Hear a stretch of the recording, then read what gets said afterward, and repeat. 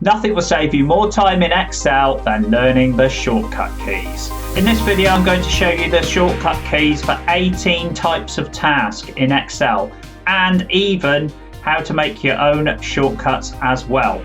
I've pulled together these shortcuts onto a handy cheat sheet. Just click on the link in the description and we'll send you the cheat sheet straight away. All the timings are in the video description, so you can just jump to whichever shortcuts you think that you want to know first. Either way though, let's get on with it.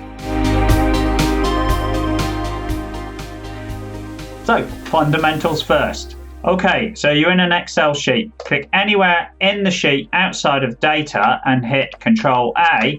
You will select the entire sheet.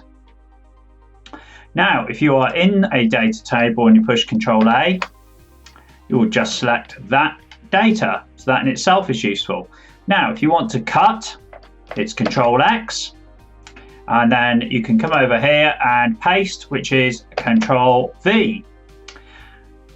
Now, say I wanted to copy it, this is Control C, and paste it back again. There's a copy. So I can then copy that again and move down here, and this time if I do Alt Control V, I get the spaced paste special box come up.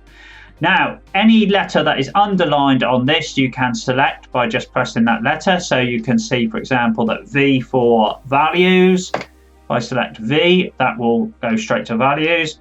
I can push Tab to move to the different sections, such as pressing a B there will skip blanks. Pushing it again, incidentally, will get rid of that.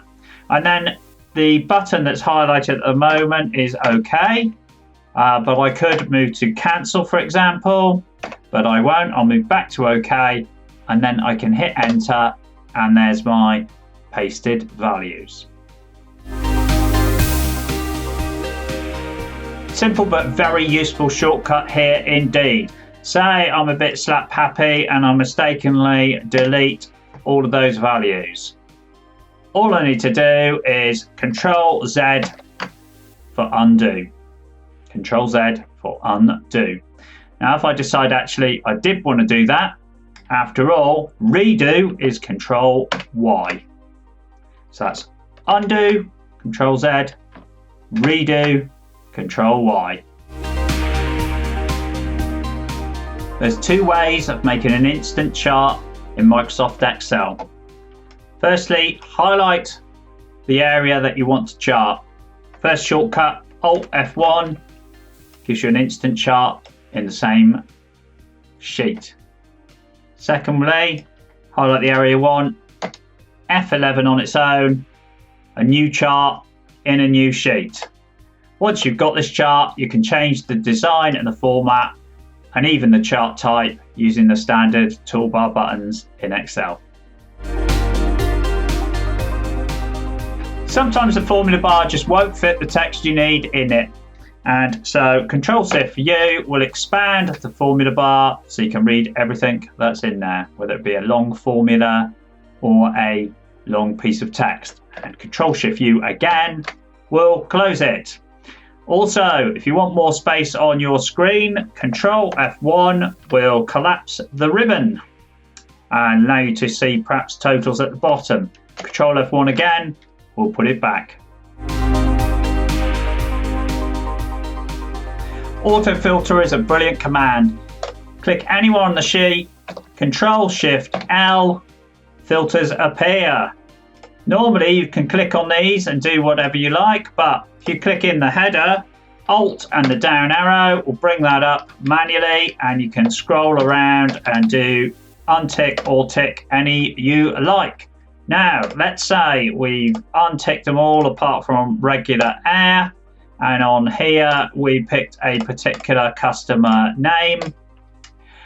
But say we now just want to go to another customer. Well, if we go on there again, Alt down, and then just hit the letter C, we clear that particular column's filter. And if we want to click them all, we can always do Control Shift L to get rid of all filters, or put them back on again straight afterwards. You can toggle between any open application in Windows by doing Alt-Tab, and that will show all the different things that are open at the moment.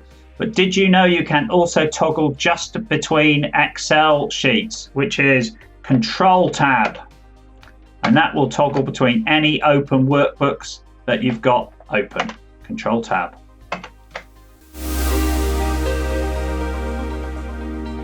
You can go from sheet to sheet in Excel by clicking Control Page down to move to the sheet one to the right, or Control Page up to move one to the left. To navigate around an Excel sheet without a mouse, use the arrow keys with either Control or Shift, depending on what you want to do. So Control up moves to the top of your selection, Control right to the end of it, Control down, Control left, Control up again. But if you hold down Shift, you highlight as you go. Control to the right, highlights to the right. Control down, highlights everything down. Control left, highlights back up there. And then Control up in this case would do that. Now, if you are outside of data areas and you do this, Control right will take it all the way to the end of the spreadsheet, and Control left will take you to the nearest data. And that works in all directions. Control down, Control up, again, Control up. Also, if you hit Control Home, you go to the top left of the spreadsheet, and Control End will go to the last populated cell on the spreadsheet. But will also, if a cell has previously been populated, it will also highlight that. Again, Control Shift Home will highlight to there, and then you can then go Control Shift Left, Control Shift Down to highlight that area. Once you've done Control Home, you can also do Control End to get everything highlighted. To select an entire row on Excel, simply hold Shift and Space, and there you go. To do it for a column, it is Control and Space. You can insert and delete rows and columns using shortcut keys. Click on any row and Control Shift equals will bring up an option to insert an entire row, entire column, or any combination. So if we say an entire row, there we go. But also, if we use Shift Space to highlight the row in advance, then Control Shift equals will simply just insert that row immediately. If we want to insert a column, then Control Space will highlight the whole column, and Control Shift equals will then do that. Now, whilst the column is highlighted, Control minus will remove it. If it wasn't highlighted, Control minus will again bring up the option as to what it is exactly we want to delete.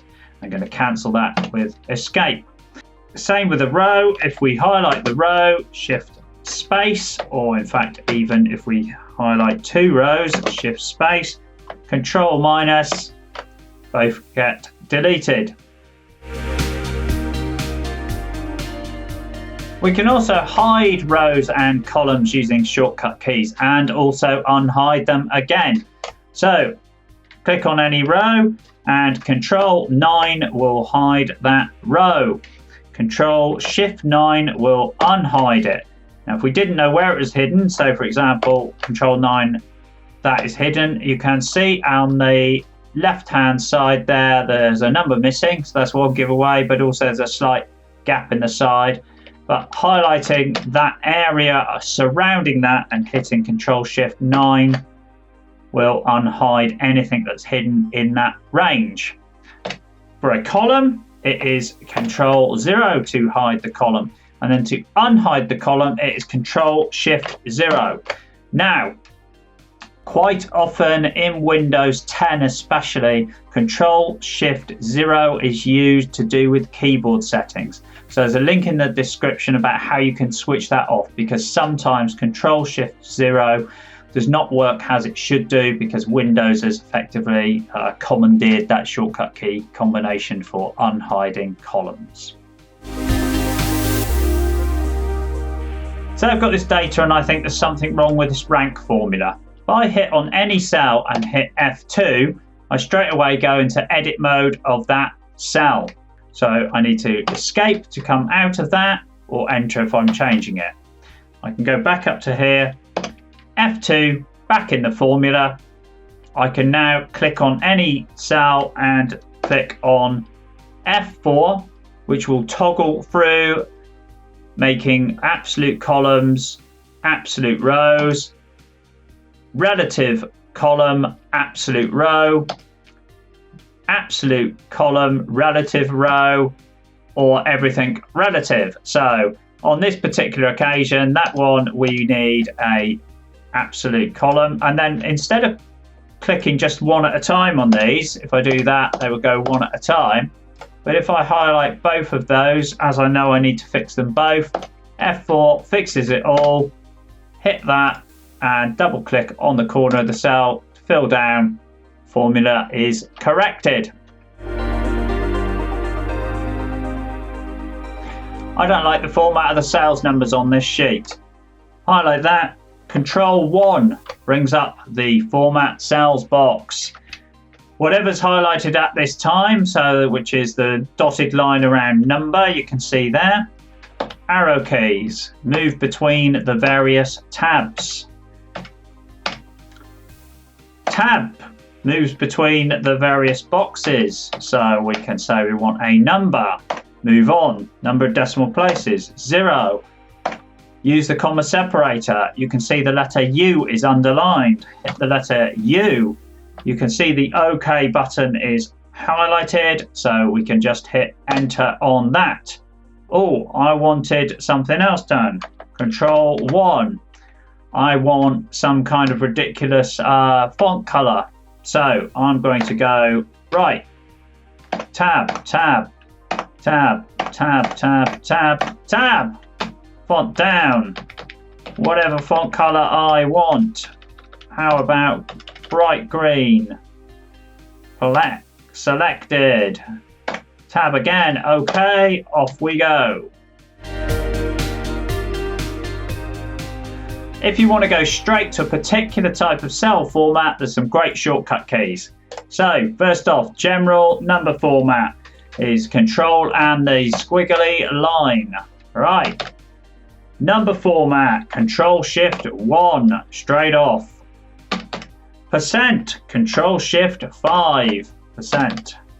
Currency, control shift 4, and that will put up whatever your default currency is for your version of Excel. And this one I love, it is the date, which is control and hashtag. And there you go. Data and formula entry shortcuts can save you a whole host of time. So first up, fill down. If I put this formula in here for the profit percentage, highlight the area I want that formula, Control D, fill down. Excellent. Right, even better perhaps, flash fill. So say I want first name in this column, all I need to do is type in the first name there, Alicia, and then Control E, and it will recognize whatever pattern it thinks it's recognized, fill all the way down the column. Isn't that great? Bulk entry then. So I want to put a formula in here, but first I know it's all going to go down through there. So then I type equals, then put the formula length there, and Control Enter, and in it goes across the entire range. Right, fill across. Control R, profit percentage this direction, profit divided by sales, highlight across there, Control R, there you go. A really quick way of putting totals and subtotals onto a table of numbers is the shortcut key Alt equals. Alt equals, pick up everything above, and you can hit enter. But what if we had filtered the data and just had a few on there? That will give you necessarily the wrong answer, but again, if you use the shortcut key on filtered data, it automatically detects you want a subtotal 9, which will only show sum what is showing.